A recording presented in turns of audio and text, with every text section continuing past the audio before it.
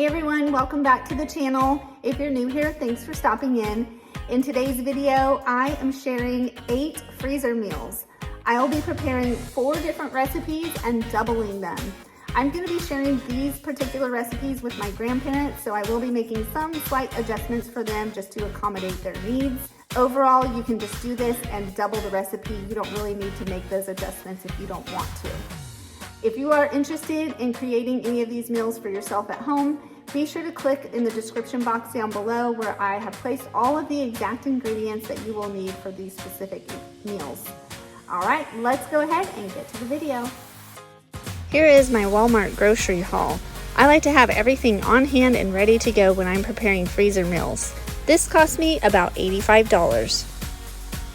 To start, I like to label my bag with the date that I prepared the meal, along with the title, the time that will need to be cooked, along with the temperature, and I also like to include anything that the meal should be served with. For example, rice, bread, cheese, things like that. I'm starting by preparing some country-style pork ribs. These can be cooked on low for 6 to 8 hours. I'm going to go ahead and start by setting up my bags in my Ziploc bag holder. If you're interested in these, I'll leave a link in the description box below so you can look up more information about them. To start off, I always make sure that I get the country style pork ribs. It usually says it right on the tag. And I go ahead and drop those in.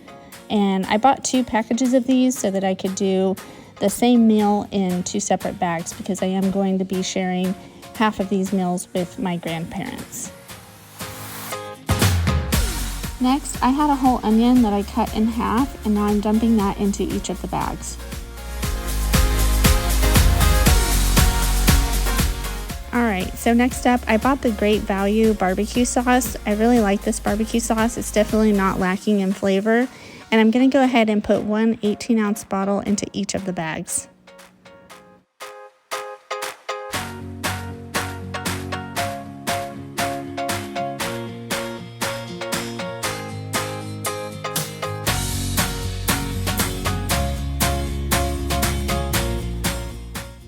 Next, I'm adding in 1/3 cup of brown sugar. If you're concerned about sugar, I would definitely cut back on this a little bit. Maybe 1/4 cup would be perfectly fine. Next, I'm going to add in 2 teaspoons of liquid smoke into each bag. This really adds that smoky flavor to the meat, and it smells amazing.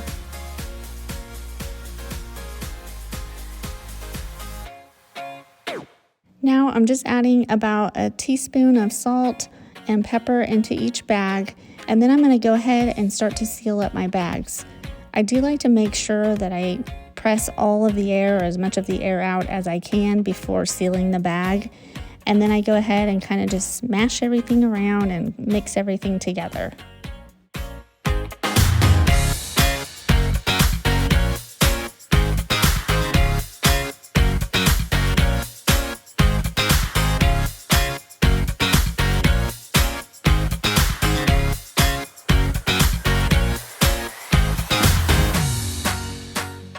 On the day when I cook these, I usually serve them with some kind of vegetable, either broccoli or asparagus. Next, I'm cooking up some avocado salsa chicken. This cooks on low for 6 to 8 hours in your slow cooker. I'm going to start by placing in my 2 breasts of chicken into each bag. You can add more or less chicken depending on the size of your family. In the first bag, I'm going to add in Herdy's medium avocado salsa. This just has a little more spice. And then in the next bag, I'm going to add in a Pace mild avocado salsa. This will be for my grandparents. They don't like as much spice as we do.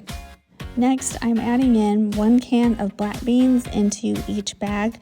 These have been drained and rinsed.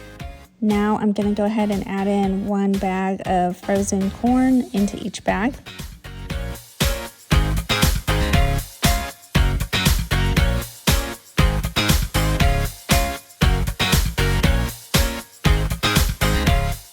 So now I'm going to go ahead and seal up these 2 bags and kind of mash them together just to get those ingredients marrying.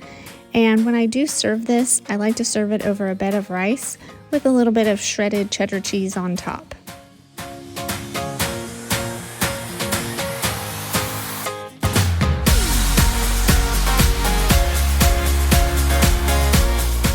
Next is our creamy chicken pasta. This meal can be cooked in the slow cooker on low for 6 to 8 hours. I'm gonna start by loading my 2 bags with 2 large chicken breasts. I had these in the freezer, they were individually wrapped. So I'm gonna go ahead and unwrap those and put those in.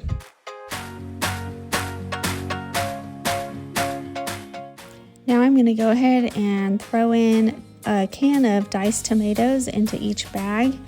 And then I'm gonna add in 2 cups of heavy whipping cream into each bag. I just buy these little small containers and they're the exact amount that I need.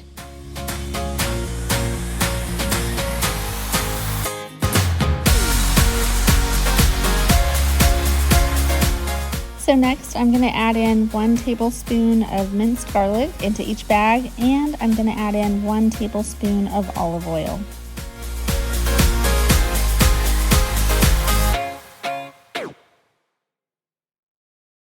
Now I'm gonna go ahead and add in 8 ounces of chicken broth into each bag, and then I'll follow up with 1 cup of parmesan cheese. I have the Italian version, but any type will work just fine.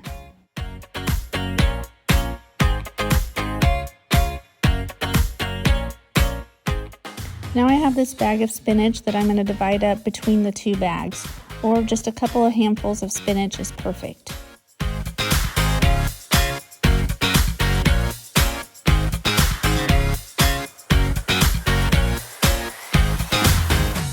Okay, so now I'm just going to go ahead and seal these bags up and smash the ingredients together just a bit before I put them in the freezer. For my family, we like to serve this with just regular spaghetti noodles. For my grandparents, I opted to get them shells instead.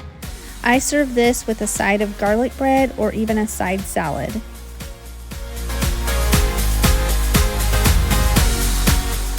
So we're going to put a spin on Mississippi pot roast, and instead we're making Mississippi chicken. I cook this in the slow cooker on low for 6 to 8 hours. And I'm going to start by putting 2 chicken breasts in each of my bags. Now I'm just going to add in 1 packet of au jus gravy into each bag.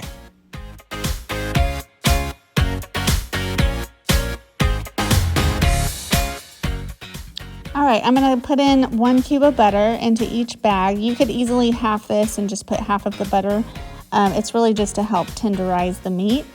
Next, I'm putting in 2 tablespoons of ranch seasoning. If you don't have the bulk ranch like this, you can easily just do 1 packet of ranch into each bag. Now I'm going to put in some pepperoncinis. If you like it spicy, 8 to 10 or even 12 pepperoncinis. For my grandparents' bag, I'm going to only put in 6 pepperoncinis.